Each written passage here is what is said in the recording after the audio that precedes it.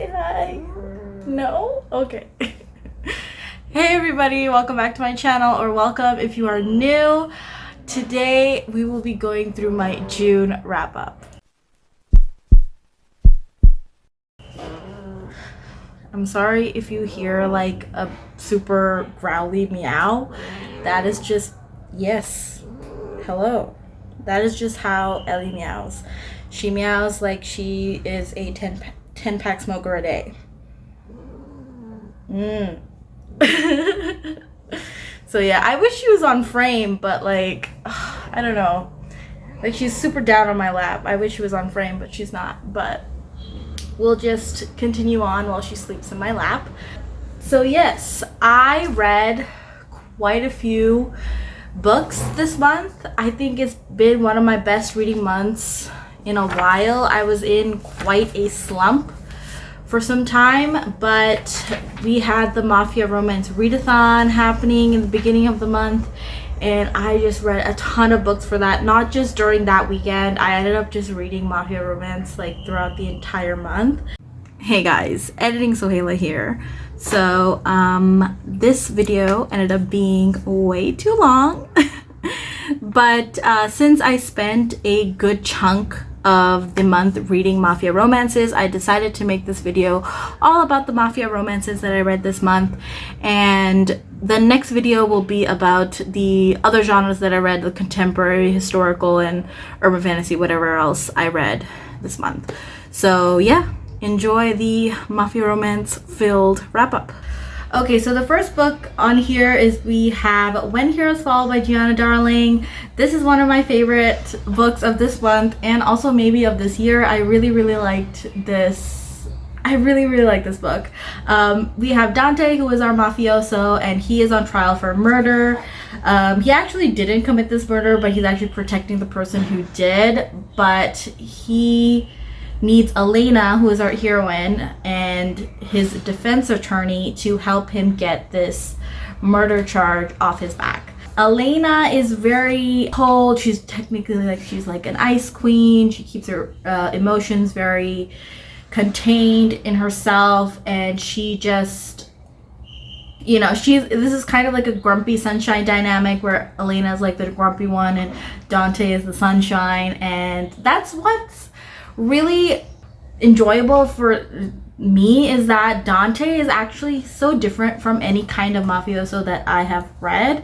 Like, he is so open with his emotions, he's so open with his affections, not just for the heroine but for everybody in his life. And this like slow seduction that he does with Elena is such an amazing thing to read, and he slowly goes beyond Elena's walls, and you see Elena, like, you know, open up about her insecurities. Like, I read romance books for the heroes, but Elena was just as good. Like, it's very rare for me to like fall for a heroine as hard as I fell for Elena, because I truly understood why she was the way she was. She had so many, like, you know, insecurities because of her past traumas, and like the way that she looked at herself, and like everyone's basically like, oh, she's like the bitchy one, like she's the bitch, and like she, you know she's the ice queen and whatever. But like, there are reasons why she is like that, and she was just one of the best heroines that I have read in a very long time. And I just loved her, and I just love Dante. I love them together. They're perfect. They're just absolutely amazing. You need to pick up this book if you didn't. It is absolutely gorgeous. Masterpiece by Gianna Darling. Hats off to you. The second book is coming out on July 5th. And I like need this book right now. It's the second book, is When Villains Rise. I need that book right now. Like, Gianna, like, what do you want? Like, do you want a kidney? Like, do you want an ovary? Like, just tell me. Like, hit me up. Just tell me. I'll give it to you. But like, I need this book. Okay, I've rambled on so much. I'm sorry. Next book. We'll go on to the next book. The next book was Filthy Rich by Serena Akeroyd. This is, I think this is her second book in the 5-Point Mob series. I kind of read and DNF the first book, Filthy. It was just not for me. It was super insta-lovey and super like, it was, I don't know, it wasn't my thing. So I kind of DNF'd the first one, but I heard that the next books in the series are really good, so I picked up Filthy Rich. So we have our hero, Owen. He is actually the enforcer of the Irish mob. So then we have Anessa, who is our Bratva princess. So she's a Russian mob princess, and she is forced to marry Owen, and Owen is also forced to marry her. Like, Owen doesn't want to marry her, probably because she's 16 when they get engaged. She's like, oh, and he's like, oh my god, this is a child, like, that's gross, like, I'm not having this. So Owen just like does not want to, but like his dad and like the heroine's dad, like the head of the Irish mob and the Russian mob, are kind of forcing them to need to have this alliance. We wait until she's 18, and then Owen is kind of forced to come back and get married to this girl. So when they get married, he sees that she's been, you know, brutally beaten. Like, who did this to you? And then she's like, my father did this to me because I didn't want to marry you either, but like, here I am. So Owen gets really, really angry, and he actually has, like, you know, we get some instant gratification here. Like, he goes and he breaks this Russian guy's arm, and it is just glorious. And that is one of the reasons why I really like this book, because even though our hero and heroine, they don't want to be in this situation, but like, I really like that Owen had so much respect for Anessa, and he was willing to go above and beyond to make sure that she's respected and that she's, you know, she gets the affection and care that she needs.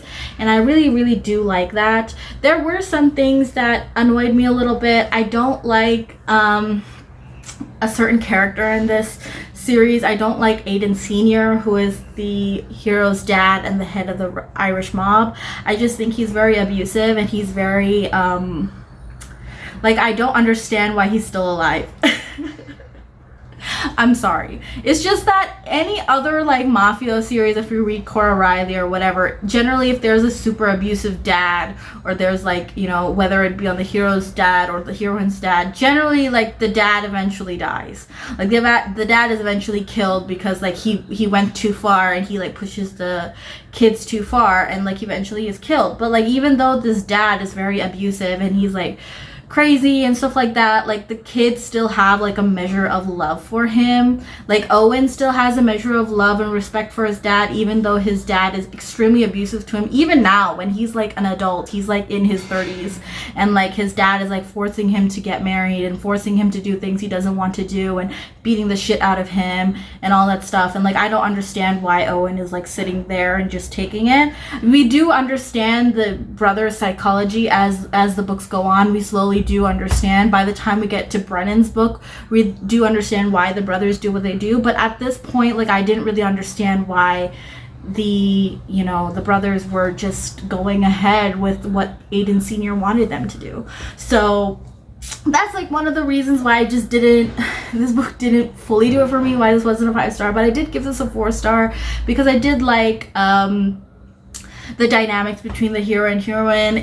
I feel like it did go on a little too long, and by the end few chapters, I was like bored, and I was like, I don't really care about Owen and Anessa anymore. I want to get to the next book. Like, I want to get to Declan's book. Like, let's go, because we were starting to get a few hints of Declan and his heroine, which is the next book. I'll get to that. Next, we had Filthy Dark by Serena Ackroyd. This is like the third book, I think, in the 5-Point Mob series. This is a second chance romance between Declan and Ayla. They actually were dating in high school. They were dating, like, he had a girlfriend who he hated, but like, he was kind of forced to date this other girl, and that other girl was the heroine's best friend. But Declan really loved Ayla, and Ayla and Declan were kind of like, you know, together behind this girl's back. Then this girl dies, and then Declan is for some reason very mean to Ayla, and Ayla, being the scared, confused teenager that she is, runs away. And another thing about this book is that it is a secret baby romance. I knew that going in, because like you know that by the time we get to Owen's book, like we know that in that sense, like we know that. But like it was just, I don't know, I don't really like this trope. I understand why the heroine did it. I totally understand. I totally sympathize with her and all that stuff, but I don't know, this is just not my favorite trope, you guys. But eventually Declan does get back together with Ayla. Like they get to know, like he finds out about his son. His son is 14 by this point, and yeah, the story kind of goes from there. Like Declan brings Ayla back to his house and stuff, and they kind of rekindle their relationship, and it was very sweet. Declan was very, very protective of Ayla. He didn't allow his parents to like go ahead and like say whatever they wanted to her. He didn't allow his family to be mean to her, being like, no, I screwed up, like she left because of me, I was a terrible person, like don't you dare say anything to her. But the thing is, I gave this book 3.5 stars. Why did I give this book 3.5 stars? Again, I still had really big problems with Aiden Sr. Same thing as the second book. Aiden Sr. was even worse in this book, especially since the absolute mental torture that he put Declan through when Declan was a teenager. Like the things that the father does to this child is just disgusting, and he's obviously a disgusting human being, and I don't understand. I don't understand why he isn't killed off. I don't understand. His family doesn't stand up for his mom, doesn't stand up for him. I don't know if they don't know what's happening or they don't. This thing, it was just such a mess, and I really felt bad for like young Declan and young Ayla too, because like they were just torn apart, and it was just such a horrible situation that they were in. But I just had like so many problems with this book. I still have so many problems with Aiden Sr.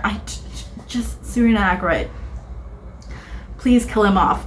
We're going to go to the next book, which is Filthy Sex by Serena Ackroyd. I know, like I'm looking like I'm not liking these books, but there's something addicting about them. Like I had to keep on reading. Plus I was really curious about Filthy Sex, because we have a heroine who is very different from our previous heroines. So Filthy Sex is about Brennan, who is the second oldest brother in the 5 Point Mob, and we have Camille, who is the sister of Inessa from Filthy Rich.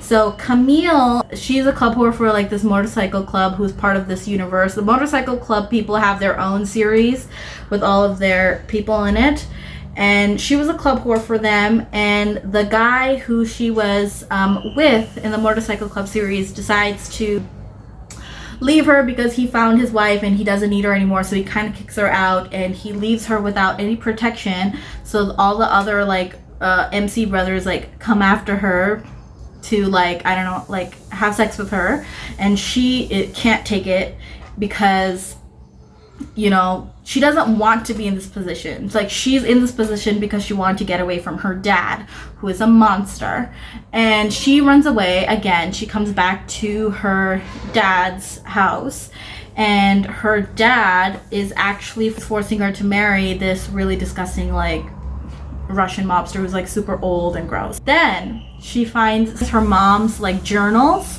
and her mom's journals actually talks about Brennan, because get this, Brennan actually had an affair with her mom when he was young, and she tells her daughters that if you are in trouble and if you need help, go to Brennan, he'll help you. So Camille goes to Brennan and she's like, hey, I need some help, and like, you promised my mom on her deathbed that you would help us, so please help us. And Brennan was like, you're right, I did promise your mom, so I'm gonna help you. And they get married.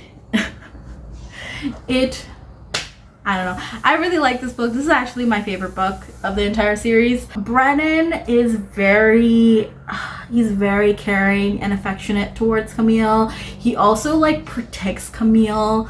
Like he's so protective of Camille, especially against her parents. I know I keep bringing up the parents in this series. I'm sorry. Like not the parents. The mom is okay, but the dad, like he's terrible. Okay, he's terrible. So they kind of like have a sub-dom type of relationship, and there's a lot of sexual healing in this book, which I really like, because Camille goes through a lot in this motorcycle club. The person that she was with was very, very terrible towards her. There was a lot of emotional abuse in that relationship, and after he abandoned her, like she was assaulted by like the other brothers. And now we come to why this book, why I didn't rate this book a 5-star. I actually gave this a 4-star. I took off the star because we don't get any revenge on Camille's behalf. So like I thought that we were gonna get some revenge on Camille's behalf, because Inessa in her book, like, you know, her man went after like the people who were hurting her or hurt her in the past, and he like went after them and like, you know, punished them. But with Camille, like Brennan never goes out and punishes the people who hurt her. And that is also not even Brennan's fault, because throughout this entire book, Brennan never really knows who exactly hurt Camille. So the 5 Point Mob, the Irish mob, and like this motorcycle club series where she was living at, they actually have an alliance. But like there's a scene where Nix's brother gets injured and Brennan goes to the hospital to like see what's going on, and he has a conversation with Nix and all that stuff. And I thought at this point, like, maybe there's gonna be a confrontation, maybe there's gonna be like something, but nothing happens, and they actually have this very civil conversation, and like Nix is very devastated because of his brother. And I'm like, I don't fucking care about Nix. I don't fucking care about Nix. Nix is fucking terrible. And he I don't understand. I just wanted some revenge on behalf of our hero, and why didn't we get that? Like, no, he didn't even have to kill Nix. I understand why she wouldn't want the 5 Point Mob to like kill them, because they're heroes in this other series. But like at least Brennan could have like beat the shit out of Nix. At least, you know? It was just very unsatisfying in that sense. But like I still gave this book 4 stars because I really, really liked Brennan and Camille's relationship. I really loved how confident Camille became of herself, and how Brennan helped her heal and become the badass woman that she is, because she actually does some really badass stuff in this book. And I love her. I really do. And I love Brennan too. Like, I'm just annoyed that we didn't get some bloody retribution. It's one of the reasons why I read Mafia romance, so I can see that and I can like quench my bloodthirst, you know? But, oh well. It is what it is. But I still really like this book. The next book is Killian by Natasha Knight. This book I gave 3.5 stars, and we have our hero, Killian, and we have our heroine, Scylla. So Scylla actually has a druggy brother, and the druggy brother gets in trouble with the hero. And the heroine is like, please don't hurt him, like, I'll do whatever you want. And then the hero's like, okay, cool, like, you gonna have sex with me. So they like make a sex pact. This is that type of book, and I don't mind sex pacts, to be honest. Like, it's fine and all that stuff. But the reason why I gave this a 3.5 star is because it was honestly very forgettable. I don't really remember the details other than what I just said about this book. The heroine was very, very flat. The hero was kind of flat too. The heroine actually goes through some very, very intense psychological trauma when she's a child, and her brother does too. But her trauma kind of gets swept under the rug, and like and it's just like, it's not really talked about that much. I just don't think the author really handled that very well. I had the same problem with the next book, which is Giovanni by the same author, Natasha Knight. So here we have our hero Giovanni and the heroine Amelia. She is part of the Mexican cartel. She's a Mexican cartel princess, and she's on the run from someone. But again, another brother story. Amelia's brother ends up screwing over Giovanni, and Giovanni needs to like hunt him down. So he finds Amelia and he's like, hey, listen, like I need you to help me find your brother. And she's like, no, I'm in hiding. I don't want anyone from the Mexican cartel to find me. But he's like, okay, like I'll protect you, but like I still need your help to find your brother. it goes from there. Again, really flat. The heroine was very flat. She also experienced some very intense trauma when she was a child, and again that was just swept under the rug and just kind of like brushed over, being like, oh yeah, this happened, okay, let's have some sexy times now. Excuse me. It was just so weird, like I don't understand. But yeah, I give this book 3 stars. I actually didn't I like this book even less than I liked Killian.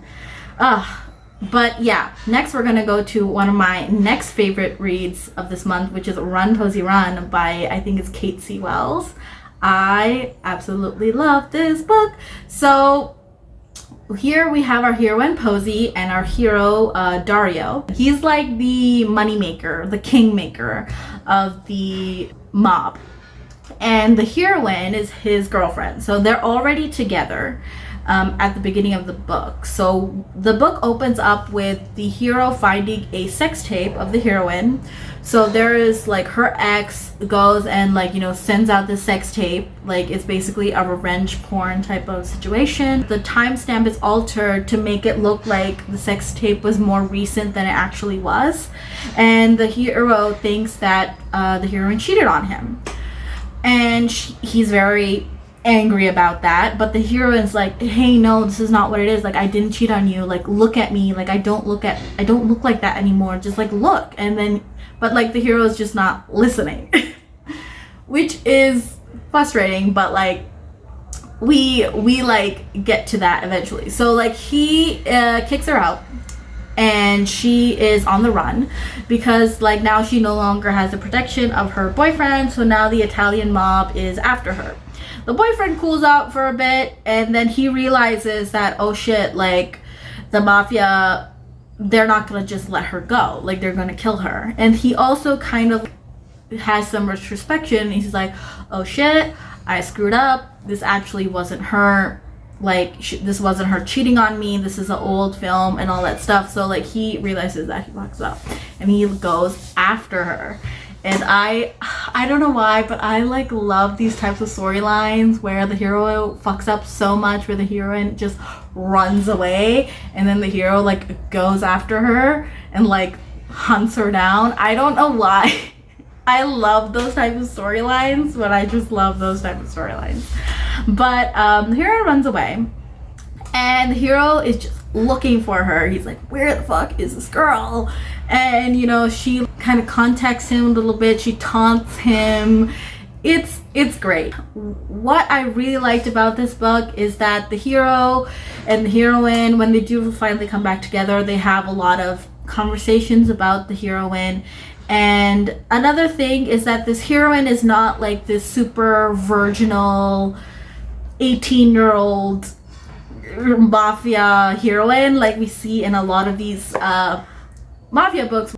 And it was very like, you know, refreshing to see that.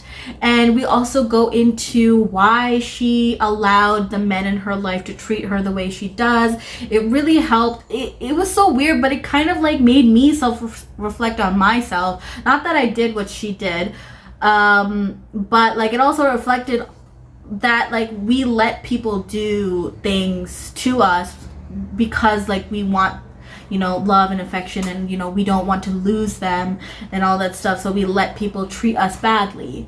And the hero and heroine have these types of conversations and all that stuff, and it was just so good.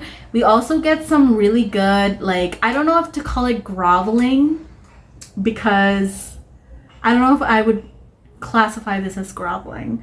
But as much as a psychotic mafioso can grovel, that is what happens in this book, and I really do like it. He totally falls head over heels for the heroine. It's just so beautiful. The ending was perfect. It was just it was so good. 5 stars. 5 stars.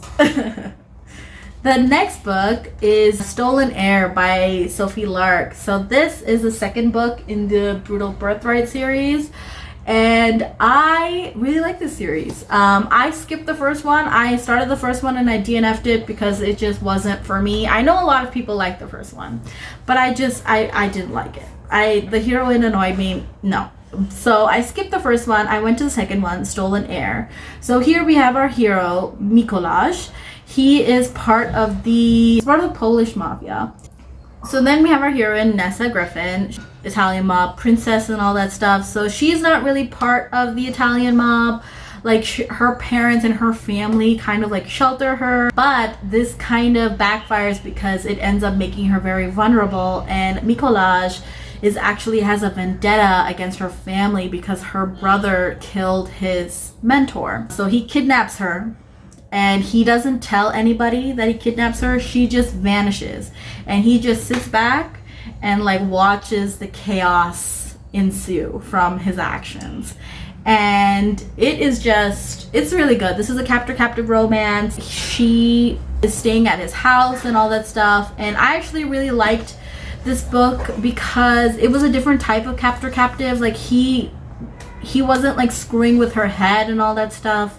He wasn't like playing these psychological games with her like you see in a lot of these captor-captive romances, in which I don't like, because like they're already in a very you know submissive position. Like, you know, there's not much they can do for themselves. Like, they don't need you to come and play these psychological games. So I'm glad he doesn't do that. He kind of like accidentally or something, like, you know, falls for her and stuff, and she also falls for him. He never forces her into any kind of situation. There is a point where they're gonna kiss and stuff, but then he stops himself, being like, no, I don't want her to kiss me because she's in this position. Like, I want her to kiss me because she wants to kiss me. So like he leaves her and he goes to his bedroom, and she's like, fuck that, like I want to kiss him. So like she goes and she ends up like, you know, they end up making out and like having some good times. But I just really like that about Mikołaj. And I also really liked his brain, because like the way he thought about decimating his enemies, like the step-by-step tasks that he put out, like he was just so smart in like, this is how we're going to break this part of their business, and this is how we're going to get this person arrested, and we're going to frame this person. And like it was just very, very calculating and smart, and I really liked that aspect, because we don't really see that. We don't really see like the mob mentality shown that way. So I really did like that too. I also really liked the grand gesture that Mikołaj makes in the end. It's very, very sweet. I think I gave this like 4.5 stars. There was nothing wrong with this book. It was a little slow at some points. So that's why I didn't give it like a 5-star, but I still really like this book. Next we have Savage Love. And this is the third book in the Brutal Birthright series. So this is about Nero and Camille. And this is, I think, my favorite book in the entire series. I know that this is not like a crowd favorite. Like the crowd favorites are either Stolen Heir or the book later like Broken Vow. I know those are like the crowd favorites and everybody loves those books. But I think I really liked Savage Love. Savage Love. Savage Love or Savage Lover. One of those. And it's just... it was so good. Like the Camille actually has, this is another like brother gets her in trouble type of storyline. I've actually read quite a few of those. Camille is a mechanic and her father is a mechanic. They don't really have that much money for them, but like her brother like starts coming in wearing these like super expensive shoes, like he's wearing Jordans and stuff, and he's like, you know, getting all these stuff. She's like, where are you getting this money? She follows him to a party and he finds out that he's dealing drugs, and she's like, oh my god. and then she's driving her brother home, and then she gets stopped by a cop, and her cop finds drugs on her brother, and then she's like, no, my brother didn't do it, like it's me, like I'm the drug dealer. So then she kind of gets caught with this cop, and like this cop is kind of forcing her to be like, okay, you can either get arrested or you can like be like a CI. So she becomes an informant for the police, and she's like, you need to go back to that party and you need to figure out like where these drugs are coming from. So she's kind of in this sticky situation. So Nero is part of the mob, and he knew Camille from a while ago. Like they went to high school together, but they never really like talked to each other or anything. So he starts noticing her and all that stuff. Like he's not part of the whole drug thing going on, like that's a different guy, but like he kind of like finds her. He finds her very interesting. Like she's a mechanic and she really loves old cars. Nero is also, he like works on old cars like in his free time. It's like a hobby and a passion for him, while it's a job for her. So they kind of like bond over these old cars, and like there are races and there are like police chases. It was like this Fast and Furious feel throughout this book, and I loved that. I loved it. It was so good. I just really liked Nero and Camille. It was so good. I loved it. Yeah, 4.5 stars. The next book I read was Broken Vow. I know, I skipped a book. I skipped Bloody Heart. I tried reading that book. I didn't like it. It was another fucking secret baby, and I was like, fuck no, I already read one of those. But then I read Broken Vow by Sophie Lark. Here, this is also a crowd favorite. So here we have Ryland and Riona. Riona is a very high-powered lawyer for her family. And then we have Ryland, who is actually an ex-veteran and a friend of Riona's. So Riona is actually having attempts on her life. Somebody's sending assassins after her. She almost gets killed, and she's like, what the hell is happening? So her friend calls in Ryland, and Ryland has to now be Riona's bodyguard. Riona is not happy about this. She does not want a bodyguard, but like, you know, she understands the need for it. She's like, okay, fine, like, you know, whatever. So Riona and Ryland don't really get along, but like it's kind of like a one-way thing. Riona is just very prickly towards Ryland, and Ryland just finds her very fascinating. So this is another Grumpy Sunshine, where the heroine's the grump and the hero is the sunshine.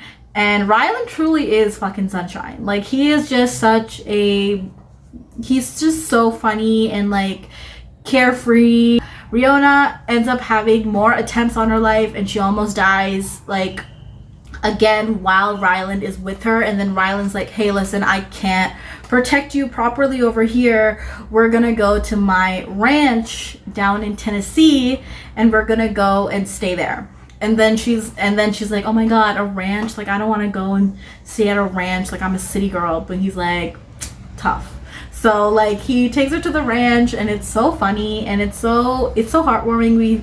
We meet Ryland's family there, and their family is so cute, and I really like Ryland's mom. We get some backstory on Ryland's mom, which is very heartbreaking, but also very like, you know, it was just a really good time. We see Riona slowly starting to fall for Ryland, and it is just so sweet. I really like this.